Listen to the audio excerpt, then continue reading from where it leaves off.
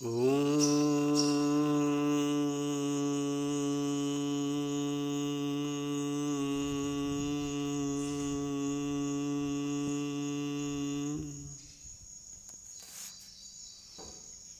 प्रेमी सज्जनों,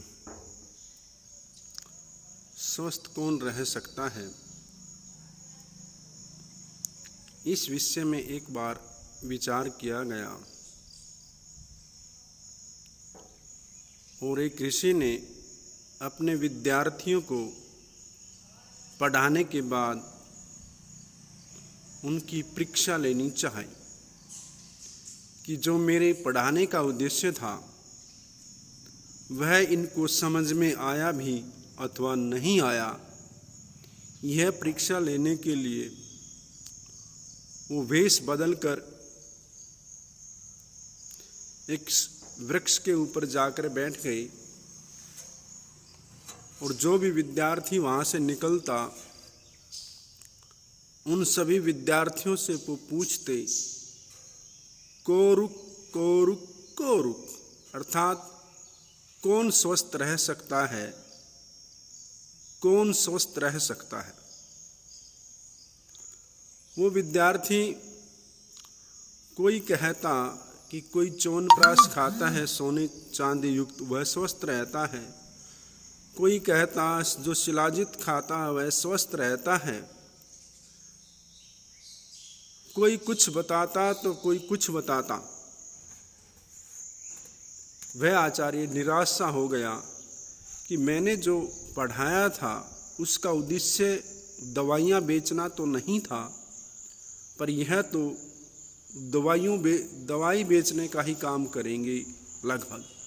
फिर भी वह प्रयास करता रहा और अंत में एक विद्यार्थी आया और उस विद्यार्थी ने कहा हित भुक कृत भुक मित भुक, अर्थात जो हितकारी पदार्थों का सेवन करता है और उन हितकारी पदार्थों में भी उनको सीमित मात्रा में सेवन करता है और ऋतु के अनुकूल वर्तता है, वह आदमी स्वस्थ रह सकता है।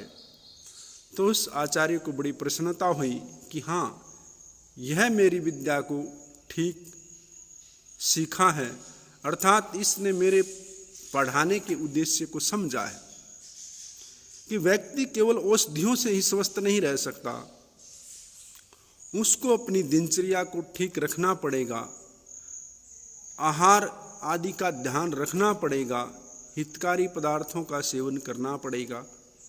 और उन हितकारी पदार्थों में भी दूध हमारे लिए हितकारी है, फल हमारे लिए हितकारी है, पर गलत टाइम पर खाएंगे या अपने शरीर की आवश्यकता से अधिक खाएंगे तो यह पदार्थ भी हमारे लिए रोग कारक हो जाएंगे।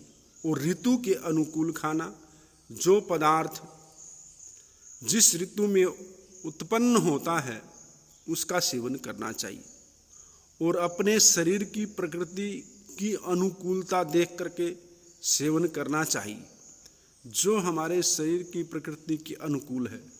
दूसरा, एक ऋत का मतलब है कि हम जो पदार्थों का सेवन करते हैं, जो कमाई करते हैं, वो ऋत होनी चाहिए, सत्यतापूर्वक होनी चाहिए। छल कपट की कमाई का हमें सेवन नहीं करना, ईमानदारी से कमाई करनी है। गृहस्थ व्यक्ति को इस प्रकार से धन कमाना चाहिए जैसे एक मधुमक्खी होती है। मधुमक्खी फूलों का रस चूस लेती है परंतु वह फूलों को खराब नहीं करती है। तो इसी प्रकार से जो गृहस्थ व्यक्ति धन कमाता है उसका ही धन जो है शुद्ध होता है, ईमानदारी पूर्वक होता है, अर्थात किसी का भी शोषण करके धन नहीं कमाना है। जो किसी का शोषण न करके धन कमाता है, छल कपट न करके धन कमाता है, वह धन ही ईमानदारी का है। तो इसलिए उसी धन का सेवन करना चाहिए।